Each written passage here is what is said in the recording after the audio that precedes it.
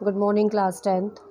Today I am going to discuss about the remaining characteristics of chemical reaction.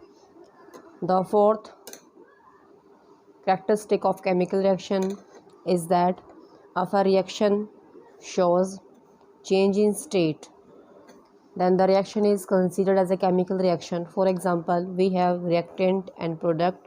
If the physical state of reactant is suppose solid and the product changes into gaseous state, or if the physical state of reactant is liquid and it's again further changes to gaseous state, it means the change of reactant and product is totally different from each other. Therefore, this will show change in state, physical state. That's why it is considered as a chemical reaction. For example, if we have solid wax, this wax is a hydrocarbon which on burning in presence of air when heated, it produces carbon dioxide plus water vapors. The physical state of this carbon dioxide and water vapors is gaseous state. Therefore, this change is considered as a chemical change.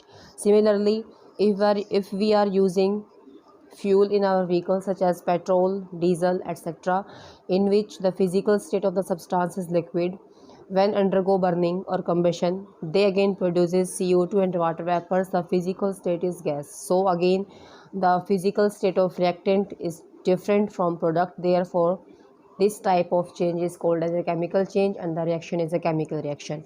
Next is change in temperature. The last property is change in temperature. In a reaction, the temperature changes can be observed in two ways: whether the reaction is exothermic or the reaction is endothermic. In these two reactions, there is rise or fall in temperature is observed. If the temperature rises or if the temperature falls down, in that case the reaction is endothermic.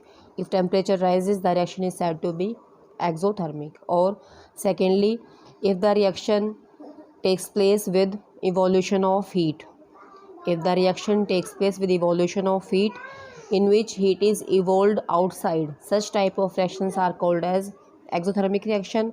And the reaction which takes place by absorption of heat, in which heat is taken in, that type of process or that type of reaction is said to be endothermic reaction. So the reaction can be observed or can be evaluated by temperature, either by rise of temperature or by fall in temperature, including evolution of heat or absorption of heat. If the reaction undergoes such type of changes, then the reaction is said to be chemical reaction.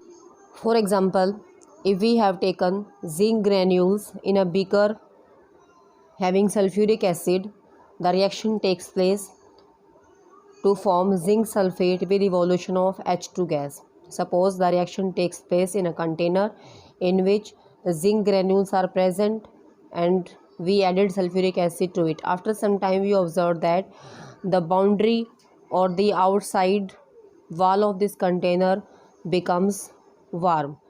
It becomes warm because it involves evolution of heat and temperature rises. Therefore, the reaction is said to be exothermic. So in this case, heat is evolved outside to the surroundings. Therefore, the container becomes warm from the outside. That's why the reaction is said to be exothermic, because it shows rise in temperature.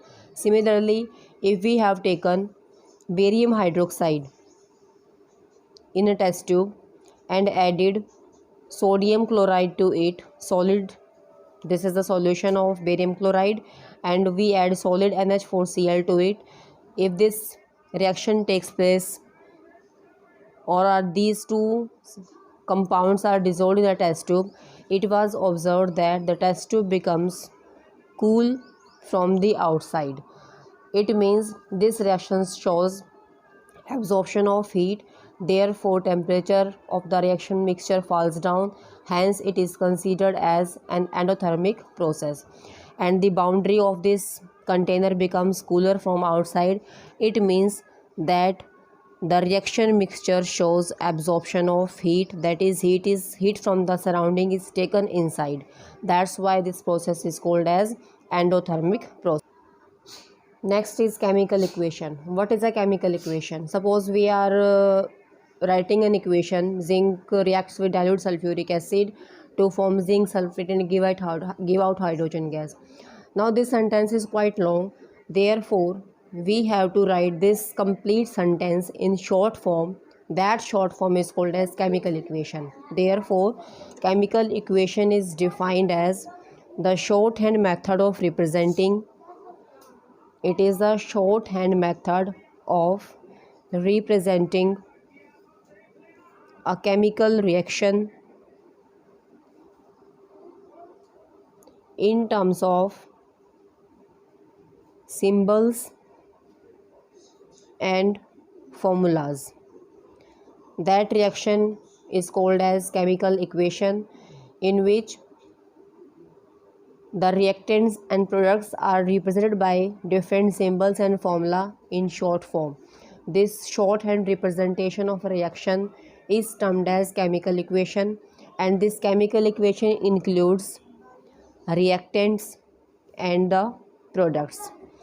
And these reactants and products are separated by an arrow, in which the head part of the arrow is pointing towards the product, whereas the tail part of arrow is towards the reactant, and the side towards which the reactants are present is termed as left hand side, and where the products are present is termed as right hand side. If we have two different reactants or two different products, then we can separate these two different reactants or products by putting plus sign between these two. Clear? This is called as chemical equation. Next is how to write a chemical equation. Writing a chemical equation. How can we represent a chemical equation? How can we write a chemical equation? It involves different steps. First, write the symbols and formulas of reactants and products. Write the symbols and formulas of this. R stands for reactants and this P stands for products. And we know that the reactant must be written on the left side of the arrow and the product should be written on the right side of the arrow by placing or putting plus sign between different reactants and different products. In this way, we can represent or write a chemical equation. First of all, we will write the symbols and formulas of reactant and products. Secondly, the reactant must be written on left side and product must be written on the right side. If we have two different reactants or products, then we can place or we can put plus sign between them, and the separation of reactant and products must be done by putting an arrow between these two, in such a way that the head part of arrow is towards the product and tail part of the arrow is towards the reactant. Okay.